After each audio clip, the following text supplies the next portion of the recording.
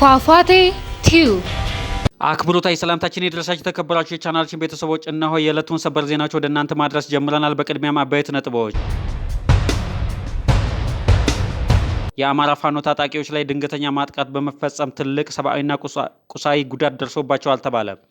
አዲስ አበባ የቄሮ የደም ካሳ ነች በማለት ተገለጸ። የአዲስ አበባ ዩኒቨርሲቲ ምሁር ናቸው። የቄሮ ደም የፈሰሰው አዲስ አበባን ነፃ ለማውጣት ነው አሉ። የኢትዮጵያ አየር መንገድ ወደ ትግራይ የሚያደርገውን በረራዎች ሊያቆም ነው ተባለ። ሻዕቢያና ሱዳን ትልቅ ስጋት ሆነዋል በማለት ተገልጿል። ኢትዮጵያ በተረኝነት ማዕበል እየተናጠች መሆኗን ተገለጸ። ተረኝነት ጥርሱን አግጦ አይኑን አፍጦ ቆሞ እየሄደ ነው። በዝርዝር እንመለስበታለን። ተመልካቾቻችን፣ አድማጮቻችን ለቻናላችን አዲስ ከሆናችሁ ሰብስክራይብ በማድረግ ይቀላቀሉ። መረጃ ለሌሎች እንዲደርስ ላይክ፣ ሼር ያደርጉ። የአማራ ፋኖ በደቡብ ወሎ ዞን ምዕራብ ወሎ ቀጠና ትልቅ ኪሳራ ገጥሞታል። በወግዲ ወረዳ በለሚ ቀበሌ ሮቢት በሚባለው አካባቢ በጎሚስታ ሀብታሙ ደምሴ የሚመራው የፋኖ ኃይል በጉዞ ላይ የመንግስት ጦር ላይ ጥቃት ለማድረስ ሲንቀሳቀስ በድንገት በተወሰደበት እርምጃ ከፍተኛ ኪሳራ ደርሶበታል ተባለ። በዚህ ውጊያ የተደመሰሰው የፋኖ አባላት 13፣ የቆሰሉ 21፣ የተማረከ 1 ይገኝበታል ተባለ። በንብረትና ትጥቅ ኪሳራ ምርኮን በተመለከተ በርካታ የግልና የቡድን መሳሪያዎች ተማርከዋል። ህወሓት ፋኖን በጥርጣሬ ውስጥ አስገብቶታል ተባለ። በጊዜያዊ ጥቅምና በብጥብጥ ስሌት ላይ የሚመሰረቱ ማንኛቸውም ጥምረቶች ማጠናቀቂያቸው ውድቀት መሆኑን የሚያሳይ ሌላ አስገራሚ የፖለቲካ ክህደት አደባባይ ወጥቷል። በተለይ ህወሓት አሁን ፋኖ ነገ ጠንክሮ መልሶ ያጠቃኛል በሚል ከባድ ስጋት ማዕበል ውስጥ በመውደቋ ለፋኖ ቡድን ሲያደርግ የነበረውን ወታደራዊ ገንዘብና የደህንነት ድጋፎችን ሙሉ በሙሉ ለማቋረጥ መወሰኑ ይፋ ሆኗል። በህወሓት ውሳኔ የተደናገጠው ፋኖ ቡድኑ አጣብቂኝ ውስጥ መግባታቸው ታውቋል። የእርስ በርስ መናቆር መጀመራቸውም ተገልጿል። አዲስ አበባ የደም ካሳ ነች ተባለ። ዶክተር ሳሙኤል ክፍሌ ይባላሉ። የትምህርት ሚኒስቴር ከፍተኛ የስራ ኃላፊ የነበሩና በአሁኑ ወቅት የአዲስ አበባ ዩኒቨርሲቲ ፕሬዝዳንት የሆኑ በምክክር ስም በሚደረገው ሴራና ደባ የአዲስ አበባ ጉዳይ ላይ እየበጠበጡ ካሉት የኦህዴድ ሰዎች መካከል አንዱና ዋነኛ ናቸው ተባለ። በስም የአዲስ አበባ ዩኒቨርሲቲ መምህርና ፕሬዝዳንት ነው። ነገር ግን አዲስ አበባ የሚል ቃል ከስሙ አይወጣም። ፊንፊኔ ነች፣ እሷም የደም ካሳ ነች ይላል። የቄሮ ደም የፈሰሰው ፊንፊኔን የኦሮሞ ለማድረግ ነው እያለ ሲከራከር ሰንብቷል አሉ። አዲስ አበባ የደም ካሳም ከሆነች የሁሉም ኢትዮጵያውያን የደም ካሳ ነች። ጣሊያን በአንድ ቀን እጅግ ለቁጥር የሚያታክቱ የአዲስ አበባ ነዋሪዎችን አንድ ላይ ሰብስቦ ደማቸውን እንደ ጎርፍ ያፈሰሰበት ክስተት ከ90 ዓመት በፊት የተፈጸመ ታሪክ የሩቅ ጊዜ አይባልም። ጣሊያን አዲስ አበባ ላይ የጨፈጨፈው ብሔር ለይቶ አይደለም። ከአራቱም የኢትዮጵያ ግዛቶች የመጡ ኢትዮጵያውያን አማሮች፣ ትግሬዎች፣ ኦሮሞዎች፣ አፋሮች፣ ሶማሌዎች፣ ሲዳማ፣ ጋሞ፣ ጉራጌ ወዘተ ሁሉም በአንድ ላይ የሞቱበት ምድር ናት። ስለዚህ አዲስ አበባ የኢትዮጵያ ሕዝቦች የደም ዋጋ ነች እንጂ የአንድ ብሔር ብቻ የደም ዋጋ ልትሆንም አትችልም ተባለ። ከ87 ዓመት በፊት አብርሃም ደቦጭና ሞገስ አስገዶም የጣሊያኑን ወራሪ ኃይል መሪ ግራዚያኒን ላይ በቦምብ የተጋደሉት ተጋድሎ ወቅት ሁሉም በኢትዮጵያዊነቱና ከተማዬ አዲስ አበባ የኔ ነች ብሎ ነው እንጂ የኦሮሞ ብቻ ነች ብሎ አስቦ አይደለም። በማንኛውም መመዘኛ አዲስ አበባ ዛሬ የደረሰችበት ያደረሰዋት የሁሉም ብሔርና ብሔረሰቦች ደም፣ አጥንት፣ ላብ ፈሶ መሆኑ መታወቅ አለበት። ዛሬ አዲስ አበባ የዓለም 3ኛ ዲፕሎማሲ ከተማ ስትሆን፣ የአፍሪካ መዲና ስትሆን ብቻዬን ልጠቅልላት የሚለው ኃይል የህፃን የቃቃ ጫወታ ከመሆን ውጪ ሌላ ምንም ስያሜ ሊሰጠው አይችልም። ቄሮን የአዲስ አበባ ህዝብ አልገደለውም። ቄሮን የገደለው ህወሓትና ኦህዴድ አንድ ላይ ሆነው ነው።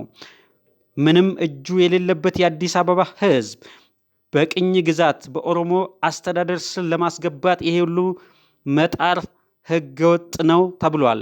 በዓለም ህግና በሰብአዊ ህግ መሰረት ሉዓላዊ መሆን ያለበት ህዝብ እንጂ መሬት አይደለም። ከመሬት በፊት የህዝብ መብት መከበር አለበት። አዲስ አበባ የሚባለው ጁሪስዲክሽን ውስጥ የሚኖረው ተራ እንስሳ ሳይሆን ሰብአዊና ዲሞክራሲያዊ መብት ሊከበርለት የሚገባ ከ6 ሚሊዮን ህዝብ በላይ ብሔር ብሔረሰብና ህዝብ ያለበት ቀጠና ነው። የዚህ ህዝብ መብት መከበር አለበት። ሩቅ ሳንሄድ ከአዲስ አበባ ህዝብ ቁጥርና ከሀረሪ ህዝብ ቁጥር የሚበልጠው የቱ ነው? አዲስ አበባ ህዝብ በዳይቨርሲቲም በብዛትም ከሀረሪ ህዝብ ጋር ከቶ ሊነጻጸር አይችልም። ነገር ግን ሀረሪ ክልል ናት። አዲስ አበባ ግን ያለፋበት አካል ድንገት መጥቶ በታሪክ መሬቱ እዚህ መሬት ነበረኝ በሚል እኔ ልጠቅልልህ ሲል ይሄ ከህግም ከህሊናም ውጪ የሆነ ነው ሲል ህዝቡ እያማረረ ይገኛል። እዚህ ሀገር የመሬት መብት ሳይሆን የህያው የሰው ልጆች የሚሊዮኖች መብት ነው መከበር ያለበት። የህዝቡ ድምፅ ይሰማ። ስለ አዲስ አበባ መወሰን ያለበት የአዲስ አበባ ህዝብ እንጂ ከወለጋ፣ ከጅማ፣ ከጎንደር፣ ከጎጃም፣ ከጅጅጋ መጥቶ ሊወስንለት አይገባም። የአዲስ አበባ ህዝብ እድሜው ከ18 ዓመት በላይ የሆነ ሁሉ በነቂስ ወጥቶ ሪፍረንደም ማድረግ አለበት። የራሱን እድል በራሱ መወሰን አለበት። ከወለጋ ከአምቦና ከጎጃም መጥቶ የአዲስ አበባን ህዝብ እጣ ፈንታ ላይ ለመወሰን መጋጋት በራሱ የሚያስተዛዝብ ነው ሲሉ ሀሳባችን የሰጡት የህብረተሰብ ክፍሎች ገልጸዋል። የኢትዮጵያ አየር መንገድ ወደ ትግራይ የሚያደርገውን በረራዎች ሊያቋርጥ እንደሚችል እየተገመተ ነው። ምክንያቱም ታውቋል። በሚወጡት መረጃዎች መሰረት የኤርትራና የሱዳን ታርጋ የያዙ የጦር ተሽከርካሪዎች እንዲሁም ወታደሮች የኢትዮጵያ ድንበር ጥሰው እስከ መቀሌ ከመተማ ድረስ መታየታቸውን ተከትሎ የኢትዮጵያ አየር መንገድ ወደ ትግራይ የሚያደርገውን በረራዎች ሊያቋርጥ እንደሚችል እየተነገረ ይገኛል።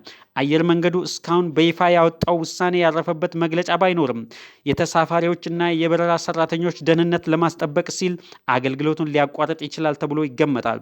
አሁን ላይ ይህ ነገር እንዳይሆን ማድረግ የሚችለው ህወሓት ብቻ ነው።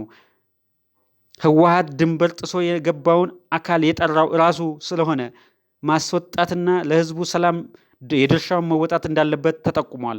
አሁንም በተለያዩ አቅጣጫዎች የሚታዩ የጦርነት ዝግጅቶች በውይይት ወደ ሰላም ሊቀየሩ ይገባል ተባለ። ኢትዮጵያ በተረኝነት ማዕበል እየተናጠች መሆኗ ተገለጸ። ተረኝነት ጥርሱን አግጥጦ አይኑን አፍጥጦ በኢትዮጵያ ሰማይ ስር እንደ ልቡ እየተራመደ ነው ተባለ።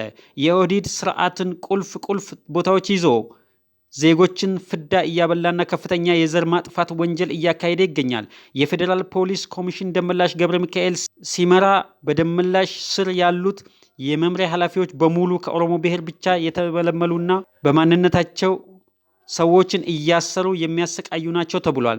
እነዚህም ኮማንደር አዱኛ ረጋሳ የሽብር ወንጀል መርማሪ ኃላፊ፣ ምክትል ኮማንደር ፈይሳ ደሜ በዳዳ የሀገር ውስጥ ሽብር ወንጀል መምሪያ ኃላፊ፣ ኢንስፔክተር ረሺድ አብዲ የፌዴራል ፖሊስ ወንጀል መርማሪ፣ ኮማንደር ኢጃራ የልዩ ኦፕሬሽን ኃላፊ፣ ኮማንደር ለሜሳ ተስፋዬ የኮማንዶ ምክትል ኃላፊ፣ ምክትል ኢንስፔክተር ኢፋ የፌዴራል ፖሊስ አፋኝ ቡድን ዋና መሪ ናቸው።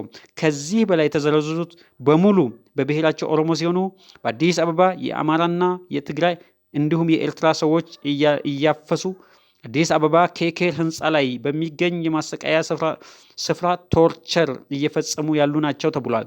ይህ ወንጀል የሚፈጸሙ ግለሰቦች ከህግ ሊያመልጡ የሚችሉበት እድል አይኖራቸውም። ተጠያቂነት እንደሚሰፍን መገንዘብ አለባቸው። ስለሆነም የኦሮሞ ህዝብ በስሙ የሚፈጸመውን ዘግናኝ ወንጀሎች ከሌሎች ኢትዮጵያውያን ጋር በመሆን ማውገዝ ይጠበቅበታል ተብሏል። የታጠቁ ኃይሎች መንግስትን ማሸነፍ ባለመቻላቸው ያልተቀደሰ ጋብቻ ፈጥረዋል ተባለ። ጠቅላይ ሚኒስትር አብይ አህመድ እንደገለጹት በአማራ በኦሮሚያና በትግራይ የሚንቀሳቀሱ የታጠቁ ኃይሎች መንግስትን ማሸነፍ እንደማይችሉ ሲረዱ ያልተቀደሰ ጋብቻ መፍጠራቸው ተናገሩ። ከፋና ቴሌቪዥን ጋር በኦሮምኛ ቋንቋ በነበራቸው ቃለ ምልልስ እነዚህ ኃይሎች ቀደም ሲል እርስ በርስ ሲወጋገዙ የነበሩ ቢሆንም አሁን ላይ ግን ተስፋ በመቁረጥና በመዳከማቸው ምክንያት በአንድ ላይ መሰለፋቸውን ገልጸዋል። በተጨማሪም የታጠቁ ቡድኖች እንደ ኤርትራ፣ ሱዳን ካሉ የውጭ አካላት እርዳታ በመጠየቅ ላይ እንደሚገኙ ጠቁመው በጫካ የሚገኘው የሸኔ ቡድንም ግልጽ ዓላማና ግብ የሌለው ለውጭ አካላት የሚሰራ ተቀጣሪ ኃይል መሆኑን ህዝቡ ሊገነዘብ እንደሚገባ አስገንዝበዋል። ተመልካቾቻችን፣ አድማጮቻችን ለቻናላችን አዲስ ከሆናችሁ ሰብስክራይብ በማድረግ ይቀላቀሉ። መረጃው ለሌሎች እንዲደርስ ላይክ፣ ሼር ያድርጉ። ሰናይ ጊዜ